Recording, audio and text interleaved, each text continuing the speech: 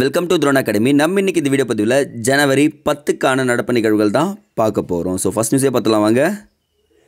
பாருங்கள், first news என்ன கொடுத்துருக்காங்கன்னு பார்த்தீங்கன்னா, கோவையில் தகவல் தொழில்நுட்ப வெளி அப்படின்னு சொல்லியிருக்காங்க. ஸோ எக்ஸ்ட்ரா 2 இன்ஃபர்மேஷன் எழுதிங்க.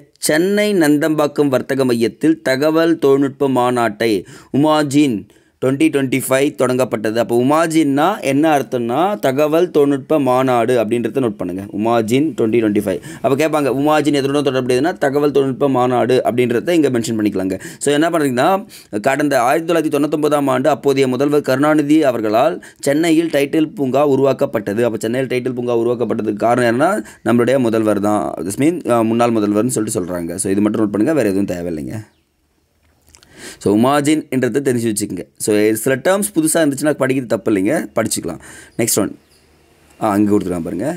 இன்று ஸ்பெடெக்ஸ் விண்கலங்களை ஒருங்கிணைக்க திட்டம் அப்படின்னு சொல்லியிருக்காங்க. இந்த ஸ்பெடெக்ஸ் என்றது பார்த்தீங்கன்னா விண்வெளி இந்திய ஆய்வு நிலையத்தை 2035ஆம் ஆண்டுக்குள் அமைக்கும் முன்னோட்ட முயற்சியாக ஸ்பெடெக்ஸ் என்றும் ஆய்வு திட்டத்தை இஸ்ரோ செயல்படுத்தி உள்ளது. ஸ்பெடெக்ஸ்னால் ஒன்றும் இல்லைங்க, இங்கே கொடுத்துருக்காங்க பாருங்கள். ஸோ இந்த 2 விண்கலமும் என்ன இருக்கும், பறந்துட்டு இருக்கும். இது ரெண்டுமே ஒன்றா ஜாயின் பண்ணுறது தாங்க. ஸோ என்ன பண்ணணும் பார்த்தீங்கன்னா, இங்கே ஒன்று தனியாக இருக்கும், இது போய் என்ன பண்ணுவாங்க இங்கே ஜாயின் பண்ண வைப்பாங்க. இது மட்டும்தான் இந்த ஸ்பெடெக்ஸோடைய வேலையே. அது எங்கேருந்து அனுப்பப்படுதுன்னா ஸ்ரீஹரிகோட்டாவில் C60 PSLV C60 என்ற ராக்கெட் மூலமாக ஆந்திரா மாநிலத்திலிருந்து அனுப்பப்பட்டிருக்கு. ஸோ இதை மட்டும் தெரிஞ்சு வச்சுக்கங்க போதும். நெக்ஸ்ட் ஒன், இன்றைக்கான குரல் பார்த்துடலாமா?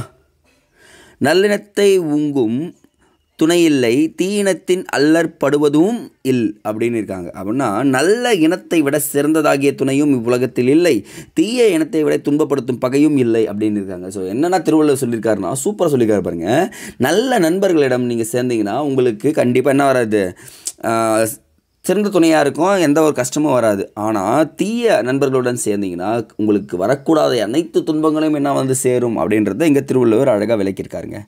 நெக்ஸ்ட் ஒன், பாம்புக்கடி அறிவிக்கக்கூடிய ஒரு நோய். அப்போ பாம்புக்கடியை அறிவிக்கக்கூடிய ஒரு நோயின்னு சொல்லியிருக்காங்க. என்னன்னு பார்த்தீங்கன்னா, உலக சுகாதார அமைப்பு பாம்புக்கடியை உலகளவிய சுகாதார பிரச்சனையாக அறிவித்துள்ளது. ஏன் எடுத்துனா பாம்புக்கடியை மூலமாக நிறைய பேர் இறக்க ஆரம்பிச்சிட்டாங்க. ஸோ அதனால் என்ன பண்ணுறாங்க சொல்கிறாங்க, 2030ஆம் ஆண்டுக்குள் உலகளவில் பாம்புக்கடி பாதிப்புள்ள மற்றும் இறப்புகளை 50% குறைக்க உலக நாடுகள் அமைப்பு இலக்கு நிர்ணயிக்கப்பட்டுள்ளது அப்படின்னு சொல்லியிருக்காங்க. அப்போ பாம்புக்கடிக்கு இலக்கு நிர்ணயிக்கப்பட்டதும் பாருங்கள், ஃபுல்லெல்லாம் கிடையாது, 50% அப்படின்றது தெரிஞ்சுக்க. யாருன்னு பார்த்தீங்கன்னா WHO வேர்ல்டு ஹெல்த் ஆர்கனைசேஷன் சொல்லக்கூடிய அமைப்பு தான் இது பண்ணியிருக்காங்கப்பா. நெக்ஸ்ட் ஒன், சரி டேரெக்டாக எங்கப்பா இங்கே வேண்டாங்க, இதோ கொடுத்துருக்காரு பாருங்க. எதிர்காலம் யுத்தத்தில் இல்லை புத்தரின் போதனையில் அப்படின்னு சொல்லிட்டு ஒரு லைன் வந்திருக்கு. இதில் என்ன கொடுத்துருக்காங்கன்னா, ஒடிசா மாநிலத்தின் தலைநகர் புவனேஸ்வரில் வியாழக்கிழமை நடைபெற்ற 18வது வெளிநாடு வாழ் இந்தியர்கள் தின விழா. அப்போ 18வது இந்தியர் வாழ் தின விழா எந்த மாநிலத்தில் கொண்டாடப்படுதுன்னா ஒடிசா மாநிலத்தில் கொண்டாடப்பட்டுள்ளது அப்படின்றது தெரிஞ்சுக்க. ஸோ நம்ம மகாத்மா காந்தி வந்தனால தான் நம்ம என்ன பண்ணுறோம், வெளிநாடு வாழ் இந்தியர் தினமாக கொண்டாடுறோம். இங்கே கொடுத்துருக்காங்க பாருங்கள். வெளிநாடு வாழ் இந்தியர்கள் தினத்தை ஜனவரி 9ஆம் தேதி கடைபிடிக்கப்படுகிறது அப்படின்றத தெரிஞ்சுக்கங்க போதும். சரி ஓகேங்க, ஐ திங்க் இன்றைக்கி நியூஸ் ஃபுல்லாகவே இவ்வளோ தான் முடியுது. ஸோ டெய்லி ஃபாலோ பண்ணிங்க. Thank you.